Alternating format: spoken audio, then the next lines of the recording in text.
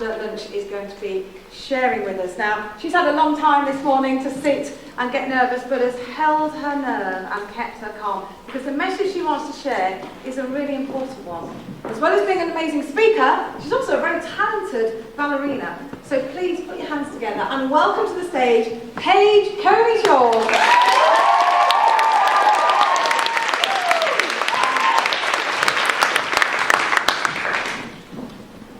It sounds so simple, something that requires no thought, something that everyone can do, but it's not. Being yourself is often one of the hardest things to do for both you and me. Today I'm going to go down a path, through a forest and over the seas with you, but every one of you will end somewhere different, a unique destination specific to you. Taking flight, the theme of this year's TED Talk, like many phrases, can be interpreted in many ways. I know what you could be thinking, but you might not. However, when I first heard the theme, I thought taking, in its nutshell, is to take something. Flight is to do with flying in aeroplanes, but put together to run away or flee. After doing some research, I realised that there is a more positive view on the theme, which is what my talk is about today. I want to encourage you all to think more optimistically, positively, and confidently. No matter what, everyone's going to be face to face with something that seems to be more a foe to a friend. The immediate reaction is to be miserable, think the worst, and go along with it. To be positive seems impossible at the time, but I bet you regret your decision later, whether it's moments, minutes, or even years. Everyone thinks of something in your life, no matter how old you were, that you could consider an obstacle. Honestly, how did you deal with that decision, regret, or hurdle? Did you fall into it, or did you fly over it? I want to move on to the facts, which I will not let anyone tell me is wrong. No one is meaningless. Everyone is someone to anyone. A mother and a father to a daughter or son, a grandmother to a granddaughter, a friend to a friend.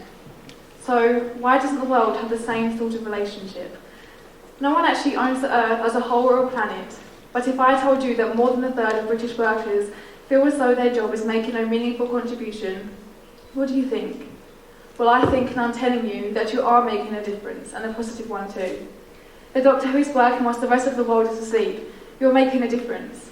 The receptionist at the front window who says hello every morning, you are making a difference. The man who comes every weekend and picks up the bins to make sure it all goes to the right place, you are making a difference.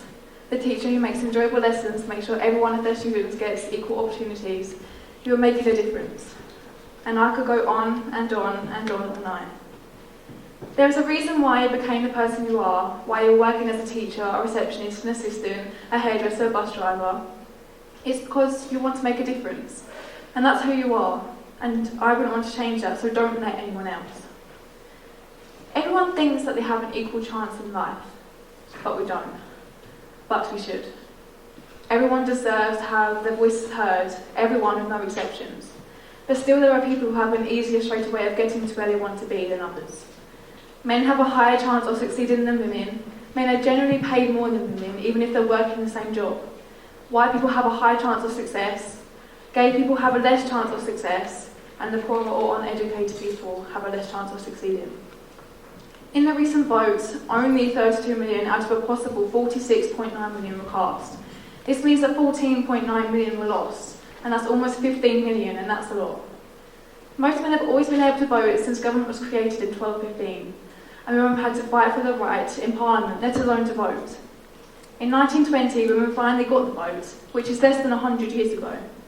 Women had to fight for the right, and now both genders choose not to because of fear. No one would not vote if we had to fight for it as much as the suffragettes did.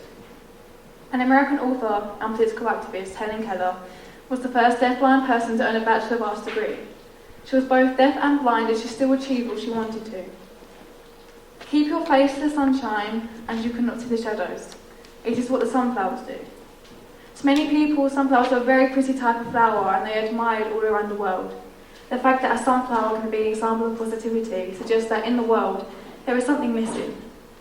Sunflowers are so admirable because of their growth, not what they look like, but because of what they are and what they do. I volunteered to do a talk today, not only to share my idea, but also because I wanted to take this opportunity to gain confidence in myself. I was so nervous about the speech and about what you think afterwards, but by doing these workshops and the speech, it feels as though I am a sunflower. I want every one of you to be a sunflower, to keep your face up and ignore the dark shadows that will always follow on behind. I want to reiterate once again that no one can do you better than you. Be positive, be courageous, take off and fly. Thank you.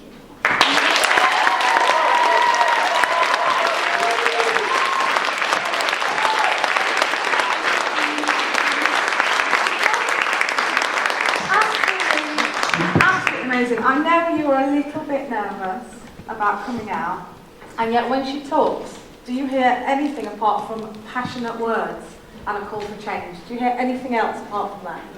That's what you've done. What you've done is managed to just channel that into something really, really powerful. So, you know, talking about kind of change, and some people find it hard. Some people I was talking to someone at the break, and they were saying some people have everything afforded to them. They have every kind of luxury and then just struggle and don't believe in themselves. And then some people have nothing and become incredibly strong. Why do you think that is? What do you think it is about being challenged that makes you grow? Well, I think that a challenge, anyone can take on a challenge, and if you actually believe that you can do it, then you can. And where does that belief come from, do you think? Motivation that you, like a bee, I know for me, it's like people around me, and things like that. Anyone can make a change. Friends, family, yeah, things like the teachers. Who is your biggest inspiration, do you think? Probably my mum, sister, and dad.